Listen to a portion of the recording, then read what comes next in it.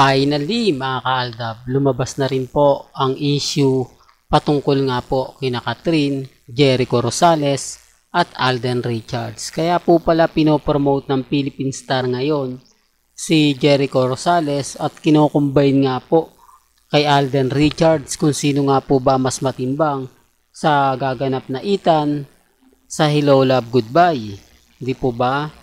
Nakita nyo naman po siguro yung balita na yon o yung post na yon. Ngayon nagkakalabasan na. Ngayon alam nyo na po ang buong istorya at buong kwento. Pero bagamat may mga gano'n, nauna na po ako nun eh. Nauna ko na pong naibigay sa inyo ng update yan. Pero bakit ngayon lang pumutok? Bakit ngayon lang napaisip yung mga netizen? Di po ba? Na kaya po pala dikit ng dikit si Kathryn sa mga inilalabas ngayon o ginagamit si Alden Richards bago po pala simulan ang pelikula na Hello Love Goodbye Part 2 na kumpirmado na nga po at sa Canada nga po daw ito magkakaroon ng shoot. Mauuna po pala ang pelikula nila Kathryn at ni Jericho Rosales. Biruin nyo yan mga kaaldap, bago po pala si Alden may pelikula na po pala na isasalang ang bagong comeback, ang pagbabalik ni Jericho Rosales sa pelikula. Ngayon alam nyo na mga kaaldab. Yan base rin po mga kaaldab sa mga nakukuha nating update, sa mga nakakalap nating impormasyon. Kaya nga po natatawa na lang sa mga sinasabi ng iba. Natatawa na lang po ako sa mga nagko-comment na akala mo mga kaaldab maraming alam. Akala mo talagang sila yung bida.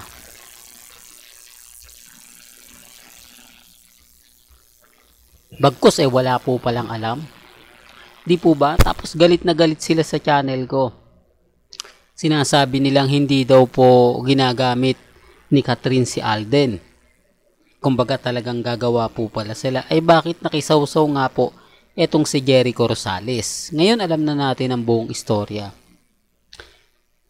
Pero marami pa rin pong Alden fanatics ang kumbaga pinapakalat yung issue kasi nga po yung bakla kay Alden talagang idinidikit. Nagkaroon kasi ng issue kaya siguro idinidikit din kay Kathryn at si Kathryn naman po talagang todo ang paglapit kay Alden Richards. Kung mapapansin nyo mga kaaldab, kailangan sa iba pa makikita, kailangan sa iba pa maglalabas. Halatang halata pong bitter.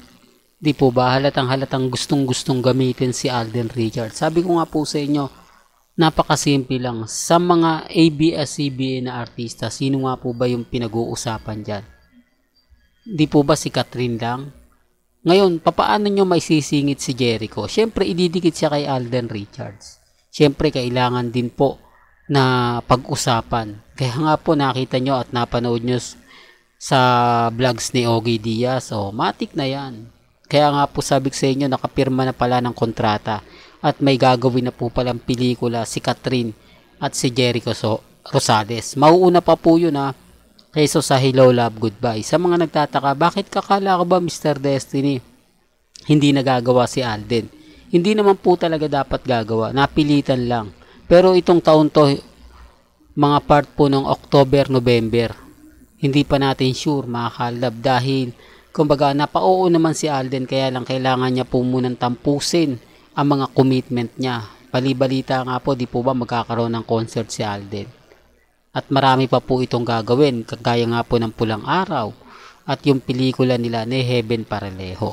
Well, hanggang dito na lang po yung update natin mga kaalda ba? Kaya kung gusto nyo pa po ng pinaka-latest at sariwang update, abay tumutok lang po kayo dito po sa channel ni Mr. Destiny para updated po kayo sa mga latest at sa mga bagong video po na ilalabas po natin maya-maya lang.